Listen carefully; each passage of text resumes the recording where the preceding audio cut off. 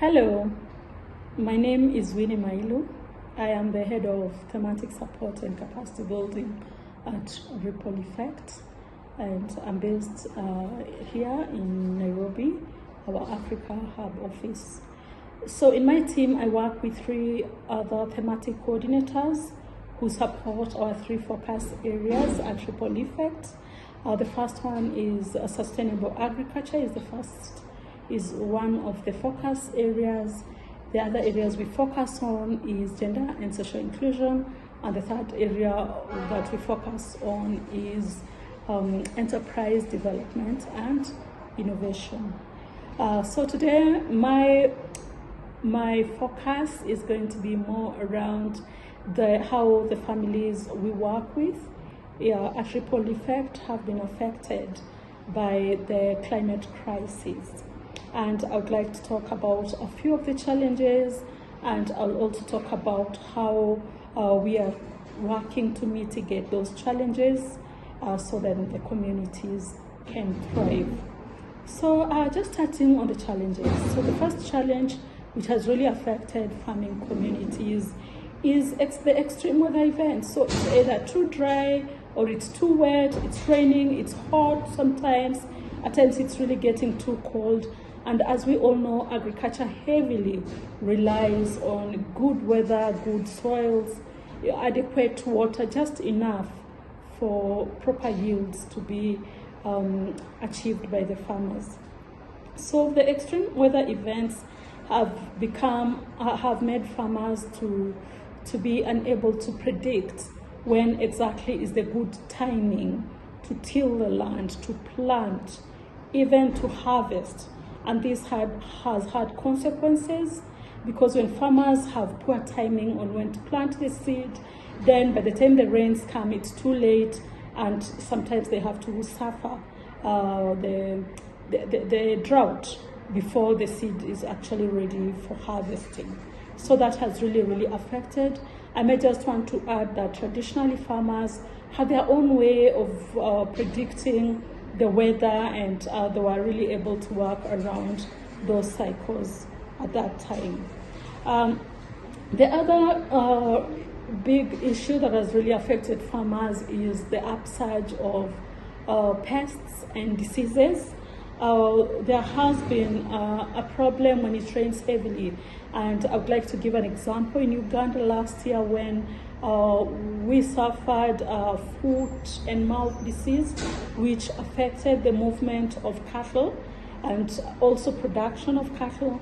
In Uganda, we have a project where we are working with dairy farmers to support them improve their productivity, breeding, and also create jobs for young people in that sector. So the government had to come in to contain the disease, and that really affected progress for the project, because for 3 months there was not much activity happening with farmers because of the kind of quarantine that had been set up at that point. Another example is some of the diseases that are affecting crops, and I would like to pick on the fall armyworm, which has been affecting maize for a long time, but recently, in the recent times, we are seeing more incidences of fall armyworm affecting the maize crop. And just to mention that the maize crop is a very important one for most communities in Africa, because maize is typically a staple crop. And maybe a third example that I could talk about is the soil fertility. So the texture and the moisture content in the soil is also important in crop production. And what we have noted is that because of some of the areas we are working are very hilly, taking a note of Rwanda and Burundi, which is really very hilly terrain, mountainous. When it rains heavily, a lot of that topsoil is washed down the hill, and therefore the soils are left bare. And that has really affected the farmers when it comes to the reliance of just good yielding soils for them to plant their crops, and therefore also affecting the productivity of the crops they get to harvest. And therefore, as Ripple Effect, like I said, I'll just say some of the things that we are doing with these farmers. We offer a lot of skills, a lot of trainings, a lot of knowledge exchange to our farmers to mitigate and cope with these extreme events that have been caused by climate crisis. Some of the things we do is, for example, we train our farmers on how to minimize the use of synthetic farm inputs, which, like I said, are clearly washed away faster when this happens because the texture of the soil has changed, it's poor, the soil is loose. So we are supporting and encouraging our farmers, training them on proper use of farmyard manure and composting. And I would say that these would be more affordable ways of fertilizing the soil and also accessible because farmers can learn from each other on what we call peer farmer learning or training. Another way that we also support the farmers is to take up more practices that promote soil conservation, and therefore for all the farmers we work with, we promote agroforestry.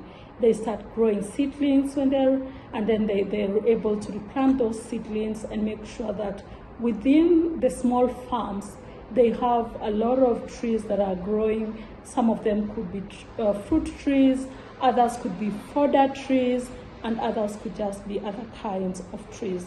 We also support farmers and train them on practices like terracing, to just, like, for example, the hilly areas, to reduce the speed of water that goes down those slopes. We also support farmers to embrace and take up new crop and also new diversified staples, like, for example, drought-tolerant tubers, like cassava and sweet potatoes. Those are some of the things that we also do with our farmers. So it's been very difficult for the farmers, but just by training them to change, adapt to climate change is also one way that we are supporting them to reduce this kind of climatic shocks.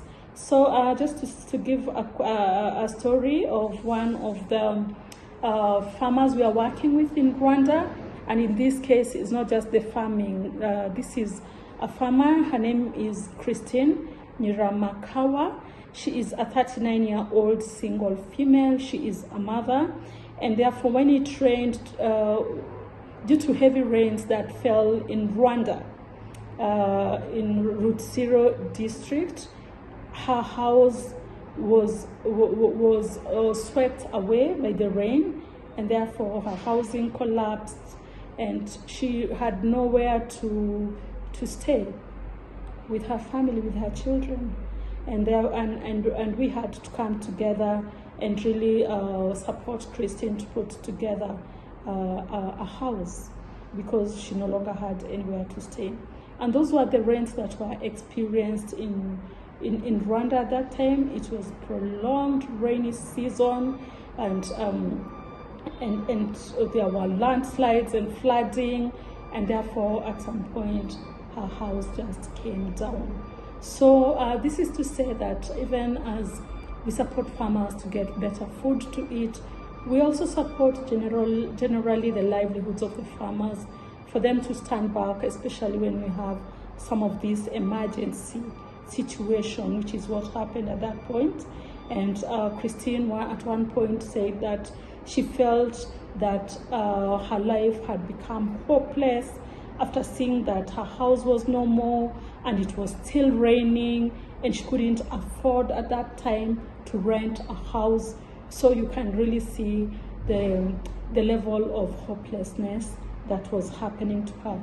But just by working with Christine and through our partners, we were able to support Christine to put together a house, and therefore she can start a life from there.